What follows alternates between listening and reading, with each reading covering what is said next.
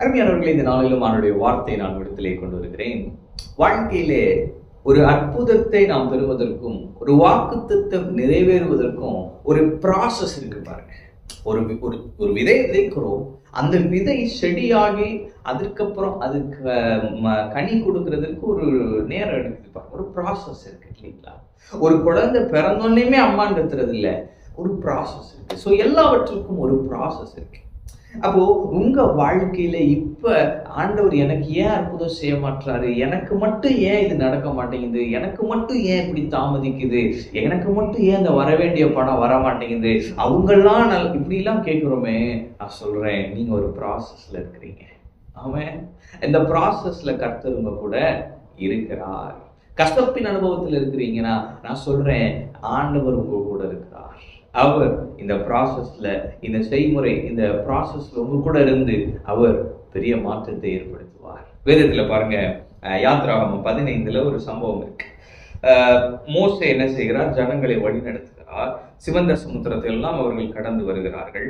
அப்பொழுது என்ன நடக்குது என்று சொன்னால், அங்க பாருங்களேன், 15:22. பின்பு மோசே இஸ்ரவேல் ஜனங்களை சிவந்த சமுத்திரத்திலிருந்து பிரயாணப்படுத்தினார். அவர்கள் சூர் வனாந்தரத்துக்கு புறப்பட்டு போய் 3 நாள் வனாந்தரத்தில் தண்ணீர் கிடையாமல் நடந்தார்கள். 3 நாள் பார்த்தீங்கன்னா தண்ணி கிடையாது. அப்போ வெயில்ல நமக்கே எப்படி இருக்கிறப்ப அவர்கள் 3 நாள் தண்ணீர் கிடையாமல் நடந்தார்கள். சரி, அப்படி நடக்கிறவங்களுக்கு மாறான ஒரு இடத்துக்கு வராங்க, அங்க தண்ணீர் இருக்கு. அப்பா தண்ணி கிடைச்சிருச்சுடா அப்படின்னு நினைச்சு அப்படி வாயில வைக்கிறாங்க. அந்த தண்ணீர் கசப்பா இருக்கிறது. கசப்பான இதான் அற்புதம் நான் நினைச்சேன், ஆனா அங்க பார்த்தீங்கன்னா கசப்பு. அப்போ அவர்கள் தண்ணீர் இருக்கிறது, ஆனால் அது கசப்பா இருக்கிறது. உடனே முறுமுறுக்கிறார்கள். முறுமுறுக்கிறவர்களை பார்த்து மோசே ஒன்றும் சொல்லவில்லை, அவன் கர்த்தரை நோக்கி கூப்பிட்டான். இன்னைக்கு நம்மள சிலர் முறுமுறுத்து கொண்டே இருப்பாங்க பாருங்க. அவங்ககிட்ட தான் நம்ம ஒன்றும் சொல்ல முடியாது. சில இடத்துல நம்ம அதை பத்தி பேசாம இருக்கிறது நல்லது. கர்த்தரை நோக்கி கூப்பிடுவோம். கர்த்தரை நோக்கி கூப்பிட்டவுடன் கர்த்தர் என்ன பண்றாருன்னா, ஒரு மரத்தை காண்பிக்கிறார். அவன் தண்ணீரில் அதை போட்டவுடனே அது மதுரமான தண்ணீராய் மாறிற்று. அப்போ இந்த கசப்பின் அனுபவத்தை கடக்க நாம் கர்த்தரை வரவழைக்க வேண்டும். அப்ப இந்த மரத்தை போட்டான்றப்ப அது எதை பிரதிபலிக்குதுன்னா, சிலுவையிலே இயேசு நமக்காக மரித்தார். அப்போ கசப்பான வாழ்க்கைய அவர் இனிமையான வாழ்க்கையை மாற்றுவார். அவரை நாம் வரவழைப்போம் என்று சொன்னார். சிலுவையிலே தொங்கின இயேசு நம்முடைய வாழ்க்கையை மாற்றினார். வெறும் தண்ணீர் ருசியுள்ள திராட்சரசமாய் மாறினது. இங்கே கசப்பான தண்ணீர் சுவையான தண்ணீராய் மாறினது. மரத்தை போட்டார்கள். இன்று இயேசுவை உங்கள் வாழ்க்கையில வரவழையுங்கள். இயேசுவோடு கூட நடங்கள், உங்கள் வாழ்க்கை மாறும்.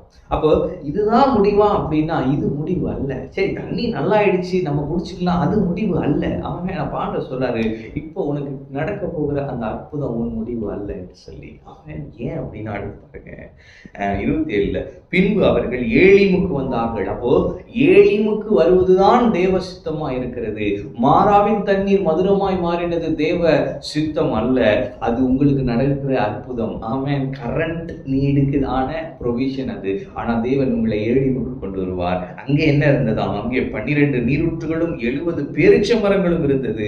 அங்கே தண்ணீர் அருகே பாளையம் இறங்கினார்கள். ஆமென். அப்ப தேவன் உங்களை பரிபூரணத்திலே நடத்த போகிறார்.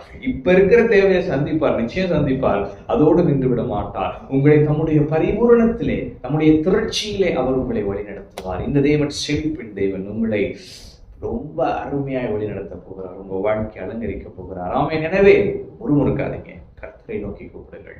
கர்த்தர் உங்களுக்கு சில காரியங்களை காண்பிப்பார். இதிலிருந்து எப்படி வரணும், இதை எப்படி கடக்கணும், இந்த இதுல இருந்து எப்படி சுவையா மாற்றணும், இதெல்லாம் ஸ்ட்ராட்டஜிஸும் கர்த்தர் உங்களுக்கு சொல்லிக் கொடுப்பார். நீங்கள் இதுல இருந்து வெளியே வருவீர்கள், ஏலிமுக்கு வருவீர்கள், திரட்சியிலே வாழ்வீர்கள். ஆமென். கர்த்தர் உங்களோடு இருக்கிறார். கர்த்தர் உங்களை ஆசீர்வதிப்பார்.